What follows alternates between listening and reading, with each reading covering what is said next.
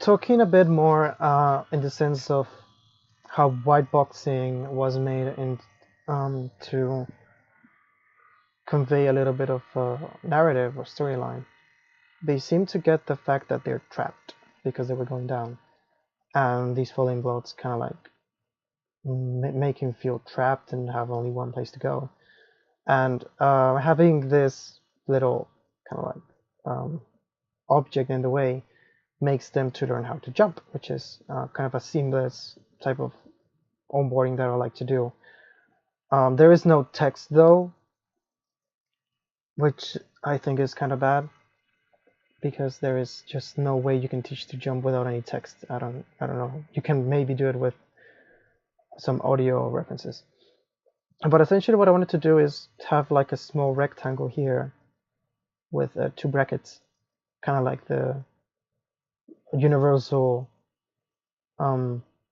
way to say that it's a space bar and you should press spacebar to jump. That is kind of like my only fix because I really don't like text in games. I think it pushes you away from the immersion that you have in the game, and it throws it off a little bit. I find it as an uncanny valley, as it can be. And yeah, they were not very encouraged to use the stones as a means to jump, because essentially this is an extension of the architecture. You kind of use it as a platform to jump there.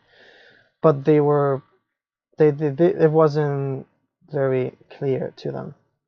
So I would need to add some sort of just signposting, maybe using the same symbol in here so they get that they have to jump. But making that too recurrent will kind of make everything very signposty. So because I would also have to add the jump sign in here, and I don't know if that kills immersion too much. But yeah, I was debating into using these as pillars so they fit the theme more, and because I use pillars a little bit later on in the level in this area, they kind of tie columns with jumping, which is a bit more interesting for me to use in that sense. So yeah, that is the main issue that they had, that it was not really